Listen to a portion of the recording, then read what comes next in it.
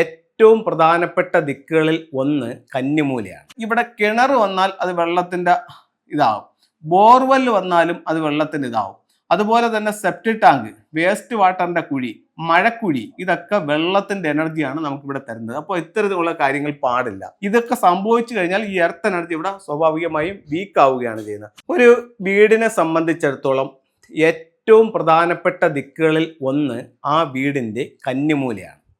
അപ്പോൾ നമുക്ക് എന്ത് കാര്യം നിങ്ങൾ നോക്കുമ്പോഴും പറയുമ്പോഴും കൃത്യമായിട്ട് ആ കോമ്പസ് നോക്കിയിട്ട് മാത്രമേ നിങ്ങളൊരു കാര്യത്തെപ്പറ്റി പറയാനോ മനസ്സിലാക്കാനോ ചെയ്യാനോ പാടുള്ളൂ. എന്തെന്ന് വെച്ച് കഴിഞ്ഞാൽ നമ്മൾ ഇവിടെ പ്രതിപാദിക്കുന്ന എല്ലാ കാര്യങ്ങളും കോമ്പസ് ബേസ് ചെയ്തിട്ടാണ്. എല്ലാ വീടും ദിക്കിലാകണമെന്നില്ല, ദിക്കും വിധിക്കുമുണ്ട്. അതൊക്കെ ഒരുപാട് ടോപ്പിക്കുകൾ നമ്മൾ ചെയ്തിട്ടുള്ളതാണ്. അതായത് നിങ്ങളുടെ ഇപ്പോൾ എല്ലാവരുടെയും കയ്യിലും മൊബൈലുണ്ട്, മൊബൈലിൽ കോമ്പസും ഉണ്ട്. അപ്പോൾ നിങ്ങൾ ഒരു പ്ലോട്ടിൽ നിന്നിട്ട് കറക്റ്റ് റോട്ടിലേക്ക് നിൽക്കുന്നു, നിങ്ങൾ കയ്യിലൊരു മൊബൈൽ എടുക്കുക, മൊബൈൽ എടുത്തിട്ട് അതിൻ്റെ കോമ്പസ് നോക്കുക. ആ കോമ്പസ് കറക്റ്റ് ആണോ എന്ന് നിങ്ങളൊന്ന് നോക്കേണ്ടതുണ്ട്. പല കോമ്പസുകളും കറക്റ്റ് അല്ല. അപ്പോൾ നിങ്ങൾ വേറെ ഒരു മാനുവൽ കോമ്പസുമായി നിങ്ങളുടെ കോമ്പസ് നോക്കുക. അത് കറക്റ്റ് ആണെങ്കിൽ അതനുസരിച്ചിട്ട് ഇങ്ങനെ നിന്നിട്ട് പുറത്തോട്ട് സ്റ്റഡി ആയിട്ട് നിന്ന് നോക്കുക. നോക്കുമ്പോൾ ഈസ്റ്റ് ആണെങ്കിൽ അത് ദിക്കിലാണ്, സൗത്ത് ആണെങ്കിൽ അത് ദിക്കിലാണ്, വെസ്റ്റ് ആണെങ്കിൽ ദിക്കിലാണ്, നോർത്ത് ആണെങ്കിൽ ദിക്കിലാണ്. പക്ഷെ നിങ്ങളുടെ കോമ്പസ് ഇങ്ങനെ പിടിക്കുമ്പോൾ, നിങ്ങളുടെ മൊബൈൽ ഇങ്ങനെ പിടിക്കുമ്പോൾ നിങ്ങളിവിടെ കാണിക്കുന്നത് ഒരു SE ആണ്. അതായത് സൗത്ത് ഈസ്റ്റ് ആണെങ്കിൽ നിങ്ങൾ ദിക്കിലല്ല, ഈ പ്ലോട്ട് വിദിക്കിലാണ്. SW ആണെങ്കിൽ സൗത്ത് വെസ്റ്റ് വിദിക്കിലാണ്, NW ആണെങ്കിൽ നോർത്ത് വെസ്റ്റ് വിദിക്കിലാണ്, NE ആണെങ്കിൽ നോർത്ത് ഈസ്റ്റ് വിദിക്കിലാണ്. അപ്പോൾ ദിക്കും വിധിക്കും. അപ്പോൾ ഇതിൽ വാസ്തുവിൽ പറയുന്നു ദിക്കിലെ വീടുകളാണ് ഏറ്റവും ഗുണപ്രദമായിട്ടുള്ളതെന്ന് പറയുന്നു. അപ്പോൾ അതുപോലെ നിങ്ങൾ ഇത് കോമ്പസിനെ ബേസ് ചെയ്തിട്ടാണ് ഈ കാര്യങ്ങൾ ചെയ്യേണ്ടത്. അപ്പോൾ ഇത് സൗത്ത് ആണ്, ഇത് നോർത്ത് ആണ്, ഇത് വെസ്റ്റ് ആണ്, ഇത് ഈസ്റ്റ് ആണ്. അങ്ങനെയാണെങ്കിൽ സൗത്തും വെസ്റ്റും കൂടി ചേർന്ന് സൗത്ത് വെസ്റ്റ് ആണ് യഥാർത്ഥ കന്നിമൂല. അപ്പൊ ഈ കന്നിമൂല ഭാഗത്ത് എന്തെങ്കിലും ദോഷമുണ്ടോ എന്നുള്ളത് നമ്മൾ നോക്കണം. കന്നിമൂല ഭാഗത്ത് നമുക്ക് എന്ത് പാടില്ല? വെള്ളം പാടില്ല. അപ്പോൾ ഇവിടെ വെള്ളം പാടില്ല എന്ന് പറഞ്ഞു കഴിഞ്ഞാൽ വെള്ളത്തിന് എന്തൊക്കെ കാര്യങ്ങൾ ഉണ്ടാവും? ഒന്ന്, ഇവിടെ കിണർ വന്നാൽ അത് വെള്ളത്തിന്റെ ഇതാവും, ബോർവെൽ വന്നാലും അത് വെള്ളത്തിന്റെ ഇതാവും. അതുപോലെ തന്നെ സെപ്റ്റിക് ടാങ്ക്, വേസ്റ്റ് വാട്ടറിന്റെ കുഴി, മഴക്കുഴി, ഇതൊക്കെ നമുക്കിവിടെ വെള്ളം, അല്ലെങ്കിൽ ഈ ഭാഗത്തുള്ള ഒരു കുളം, ഇതൊക്കെ വെള്ളത്തിന്റെ എനർജിയാണ് നമുക്കിവിടെ തരുന്നത്. അപ്പോൾ ഇത്തരത്തിലുള്ള കാര്യങ്ങൾ പാടില്ല. ഇത് പാടില്ല എന്ന് പറയുന്നതിൽ ഒരു കാരണം എന്താണെന്ന് വെച്ച് കഴിഞ്ഞാൽ കന്നിമൂല എപ്പോഴും കുഴിയാൻ പാടില്ല, ഉയർന്നിരിക്കണമെന്നാണ് പറയുന്നത്. അപ്പോൾ ഇവിടെ എർത്ത് എനർജിയാണ്, ഇവിടെ ഫംഗ്ഷൻ പ്രകാരം എർത്ത് എനർജിയാണ്. അപ്പോൾ എർത്ത് എനർജി ഒരുപാട് ഹെവി ആയിട്ട് നിൽക്കേണ്ട ഏരിയ ആണിത്. ഇതൊക്കെ സംഭവിച്ചു കഴിഞ്ഞാൽ ഈ എർത്ത് എനർജി ഇവിടെ സ്വാഭാവികമായും വീക്ക് ആവുകയാണ് ചെയ്യുന്നത്. അപ്പോൾ അതുകൊണ്ട് ഈ സ്ഥലത്ത് ഇത് പാടില്ല. എന്ത് പാടില്ല? ഇത്തരത്തിലുള്ള കുഴിയോ വെള്ളമോ പാടില്ല. അപ്പോൾ ഇവിടെ നമുക്ക് എന്ത് ചെയ്യാൻ പറ്റും?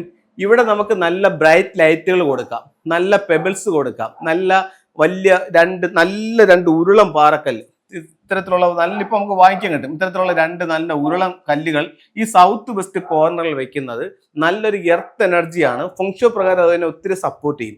എന്തുകൊണ്ടെന്ന് വെച്ച് കഴിഞ്ഞാൽ കന്നിമൂലയിൽ നിൽക്കുന്ന എനർജി എന്ന് പറയുന്നത് എർത്ത് എനർജിയാണ്. രണ്ട് ഉരുളം വലിയ പാറക്കല്ല് വെച്ചാൽ ആ എർത്ത് എനർജി കുറച്ചും കൂടെ സ്ട്രോങ് ആവും. എന്തുകൊണ്ടാണ് രണ്ടെന്ന് പറയുന്നതെന്ന് വെച്ച് കഴിഞ്ഞാൽ ഈ 9 സ്ഥലങ്ങളിലും ഓരോ നമ്പറുകൾ ഫംഗ്ഷനിൽ പറയുന്നുണ്ട്. അപ്പോൾ സൗത്ത് വെസ്റ്റിന്റെ നമ്പർ എന്ന് പറയുന്നത് 2 ആണ്. അപ്പോൾ അതുകൊണ്ട് 2 എന്നുള്ള 2 പാറക്കല്ലാകുമ്പോൾ അല്ലെങ്കിൽ 2 ഉരുളം കല്ലാകുമ്പോൾ അതിൻ്റെ ആ ഒരു നമ്പരും കൂടെ അവിടെ കറക്റ്റ് ആവും. അതുകൊണ്ടാണ് 2 എന്ന് പറയുന്നത്. വാട്ടർ ടാങ്ക്, അപ്പോൾ വാട്ടർ ടാങ്ക് വെക്കുമ്പോൾ ഇതെങ്ങനെ വെക്കാമെന്ന് ചോദിക്കുന്ന പലരും വാട്ടർ ടാങ്ക് എവിടെ വെക്കാമെന്ന് ചോദിക്കുന്നുണ്ട്. ബഹുഭൂരിപക്ഷം ആൾക്കാർ ചെയ്യുന്നതെന്ന് പറഞ്ഞു കഴിഞ്ഞാൽ മിക്ക വീടുകളും നോർത്ത് ഈസ്റ്റിലായിരിക്കും കൊണ്ടുവന്ന് കിച്ചൺ വെക്കുന്നത്.